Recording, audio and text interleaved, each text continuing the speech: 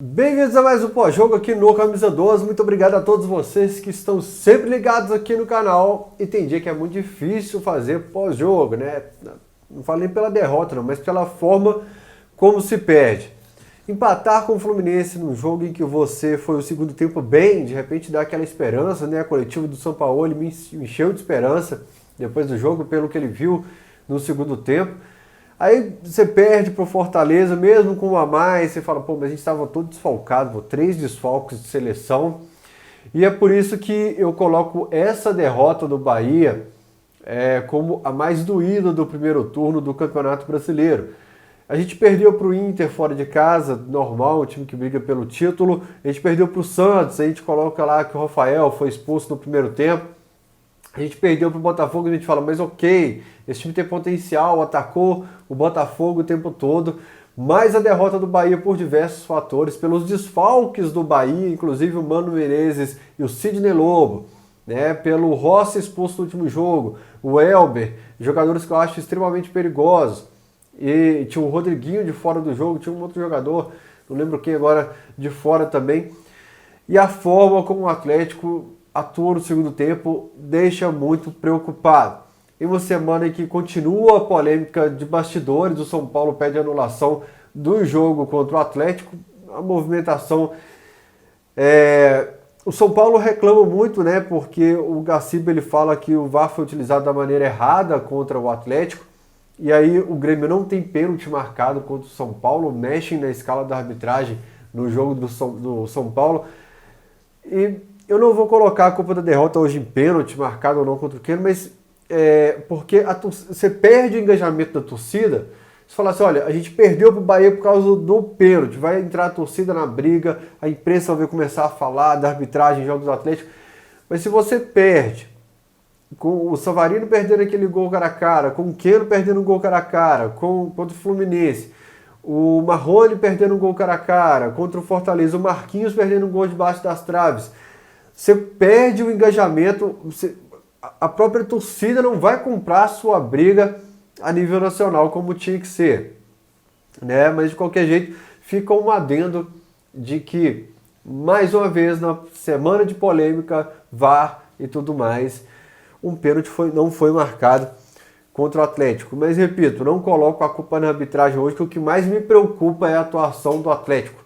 Um time praticamente de um tempo, né? Jogou um tempo bem contra o Fluminense, jogou um tempo bem contra o Bahia, e o que a gente destacava era um galo intenso os 90 minutos, era o que chamava, enchia os olhos do atleticano e de todo o Brasil, era um galo que chegava nos 48 do segundo tempo voando, né? E hoje um galo entregue o tempo todo contra o Bahia. Eu lembro que em 2012... acabou o campeonato, a gente...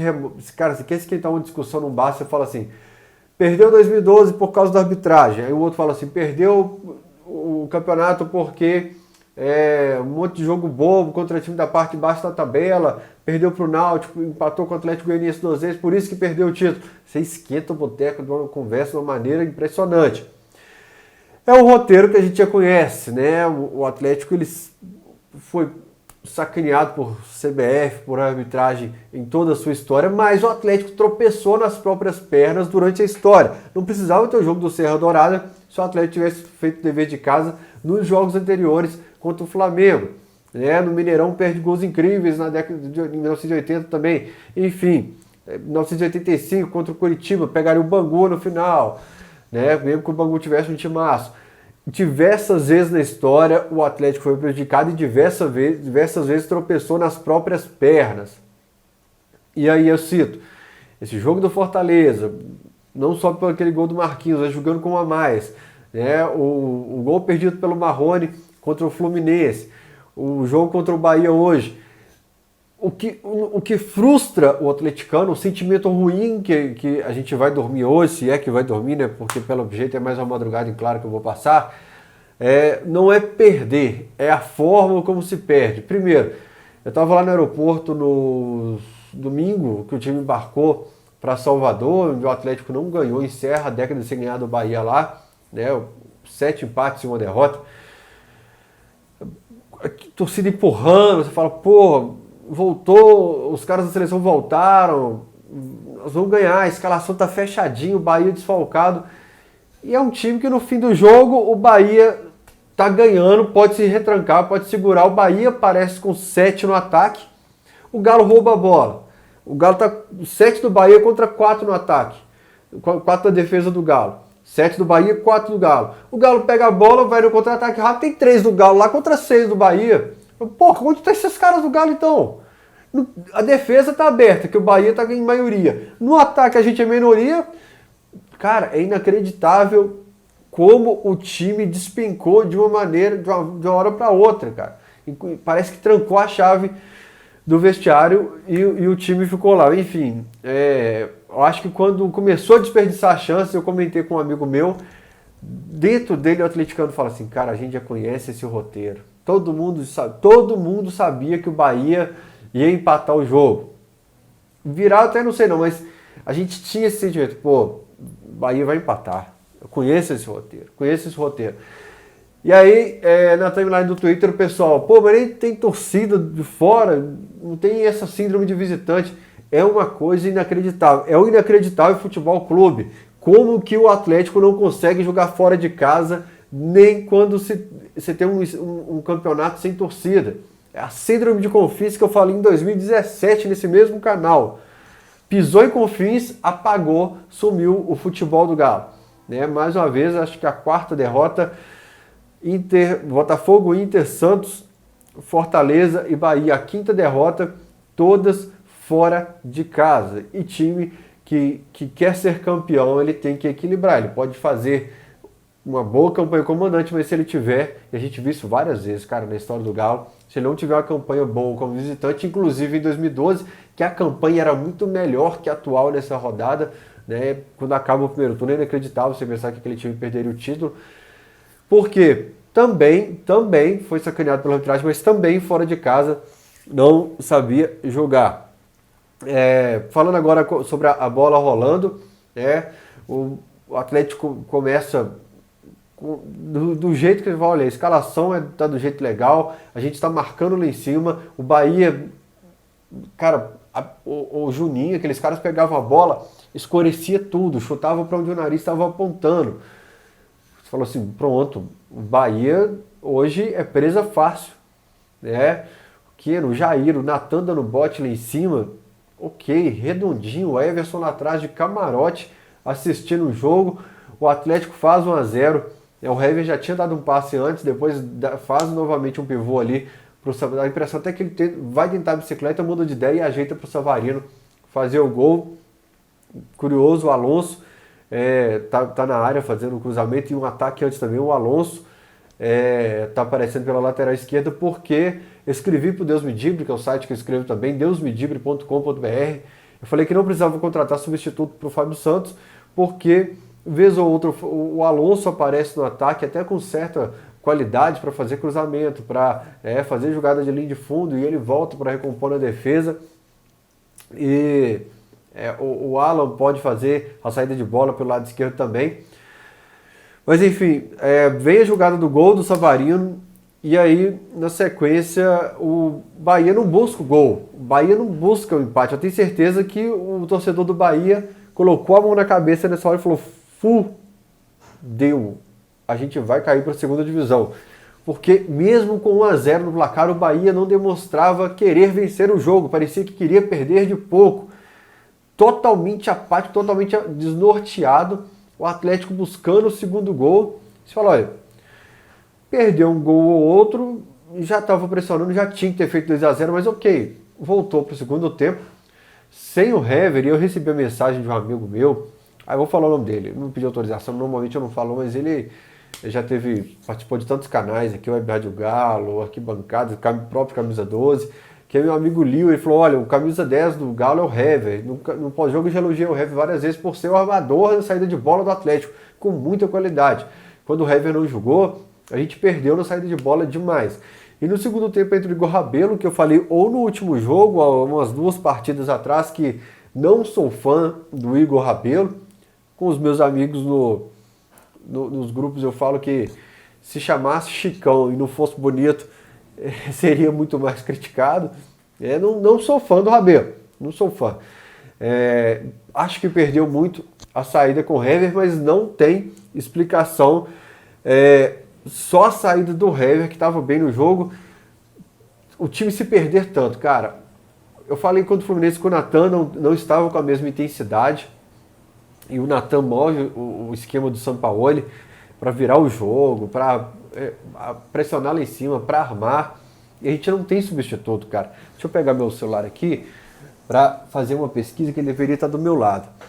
Enquanto eu pego o celular aqui, que antes, para eu não esquecer, eu queria agradecer o pessoal da torcida Força 13. Eu fui lá na Arena MRV, do lado de fora, não entrei no centro de experiências, fui só para conhecer a porta ali. E ganhei esse boné da torcida Força 13. Muito obrigado pelo carinho da turma. Aliás, um fato curioso, eu conversando com os moradores, gravei nos meus stories do Instagram, muito cruzeirense se tornando atleticano ali na região da Arena MRV.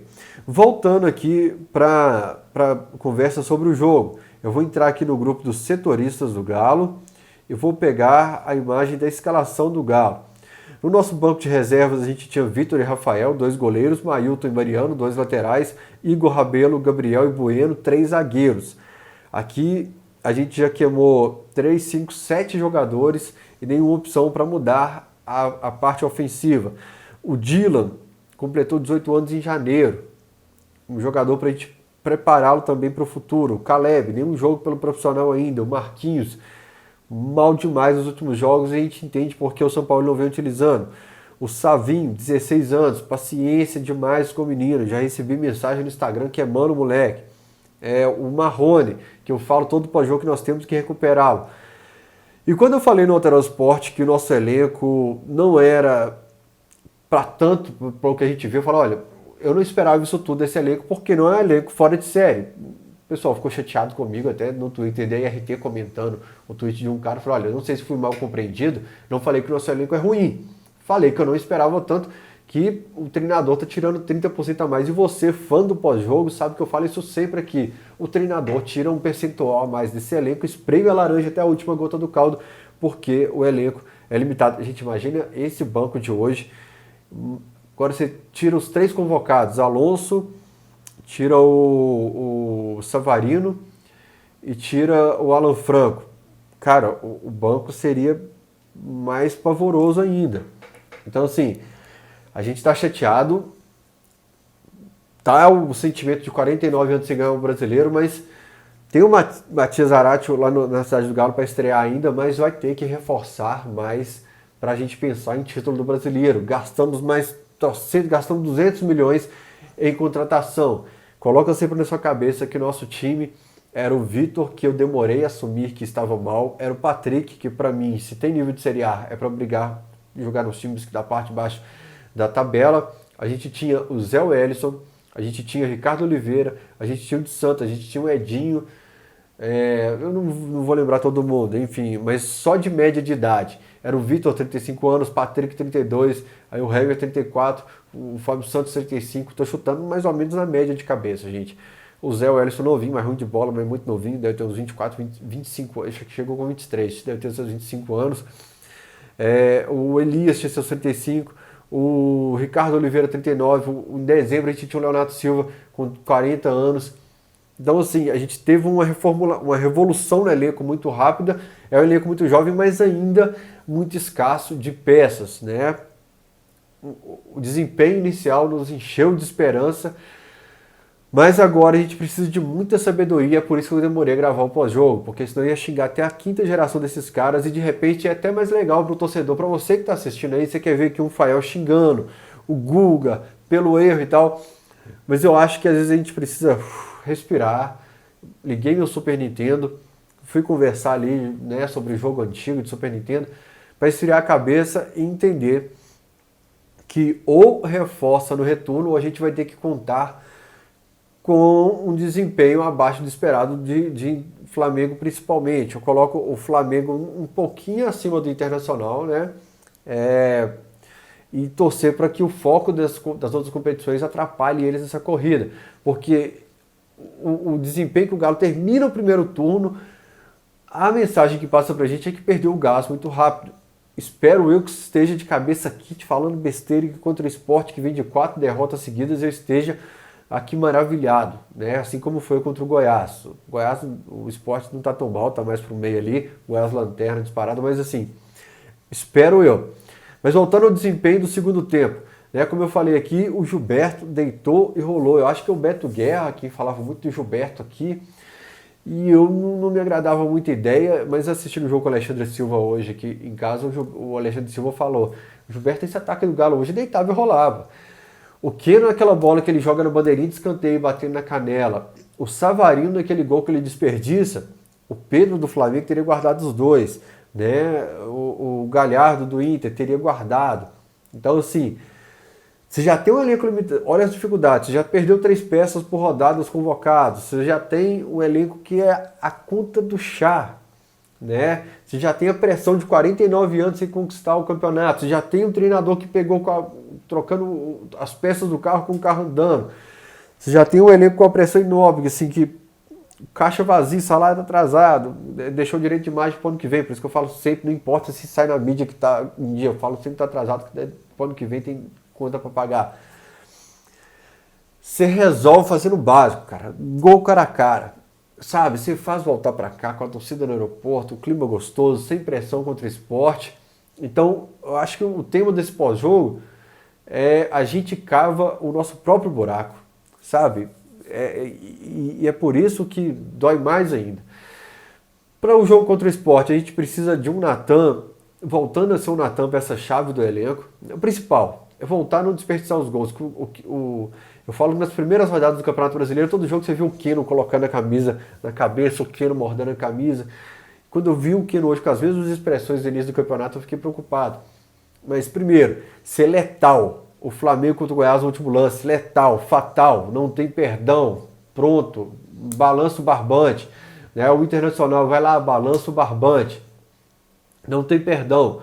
Ser letal, a impressão de que a gente fica sempre com a sensação do tipo, relaxa, a gente tá atacando pra caramba nesse campeonato, a gente tá empatado com o Flamengo com o melhor ataque, aliás, a gente passou hoje 31 contra 30, então a gente vai fazer o próximo, não dá 1-0, mas a gente vai fazer o segundo. Os adversários da gente lá na parte de cima da tabela, não, vamos matar rápido porque o Atlético está liderando, vamos matar rápido porque a gente precisa buscar o Galo. E, sei lá. Eu acho o São Paulo muito perdido na coletiva hoje, muitos, assim, mesmo a cara do time, cara. O São Paulo sempre chega na coletiva, 5 minutos de coletiva dele, não passa disso, ele descreve o time. Pega a entrevista do São Paulo na TV Galo depois do jogo. Ele não sabe responder, ele não conseguiu detectar o que aconteceu com o time, ele está totalmente perdido, ele parece um torcedor do Galo, mamado na cachaça. Não estou falando que o São Paulo é mamado na cachaça, não, gente. Eu estou falando que é um torcedor. Imagina um torcedor, quando está na porta do boteco olhando assim, que não sabe nem como é que vai voltar para casa, não sabe explicar para a mulher o que aconteceu no jogo do Galo. Né? As mulheres também que enchem a cara e voltam para casa não sabem explicar. O São Paulo sentou na mesa da coletiva, olhou para o lado, bicho, e não explicou nada e não entendeu nada e me preocupou. Na última coletiva dele ele me encheu de esperanças, me preocupou muito, né? Flamengo e Inter se enfrentam agora, confronto direto, empatezinho, seria fantástico, mas não adianta nada se a gente não fizer a tarefa de casa. Eu falei hoje na hora de gravar um pós-jogo com o Alexandre Silva que hoje ia ser difícil demais, que eu ia fazer um pós-jogo de 5 minutos e eu vou falando pra caramba e a gente já vai lá para quase 20 minutos de pós-jogo, gente, mas meio que um desabafo hoje. Foi pouca análise, mas muito um desabafo, porque, eu fui domingo pro aeroporto, e a festa, e aí você fica, vai Galo, Bahia fora, desfalcado, vamos terminar o primeiro turno com uma gordura legal, jogo a menos, né? Vamos fazer esses caras engolir a arrogância. Aí eu parei na MRV depois, porque olhando para aquele negócio viajando, falei, a gente vai levantar uma taça antes dessa inauguração aqui, e vai ser legal, e vai estourar de venda de cadeira e camarote e tal. E foi um balde de água fria. Um balde de água fria, como eu falei, para mim a pior derrota do campeonato, mas bola para frente, como diria o Bolivar, grande representante do Galo, em anos no Alterosa Esporte. Atrás de Morro vem Morro, e que vem o próximo Morro, mas hoje o golpe foi forte, foi pesado. Frustrado e pé da vida, sabe? Pé da vida mesmo. Tive que respirar para gravar o pós-jogo, mas que bom que que não foi aquela gritaria do passado. Tô ficando velho, pô, tô chegando perto dos 40 anos, não fica bonito ficar xingando no YouTube, não, ficar gritando, não. Gente, muito obrigado por tudo, clique em curtir, inscreva-se no canal e vamos que vamos. Tamo junto. Não sei nem o que falar pra vocês. Hoje vocês que vão falar, usa a caixa de comentários aqui pra mandar alguma mensagem pra mim, porque eu tô precisando. Ei, galera.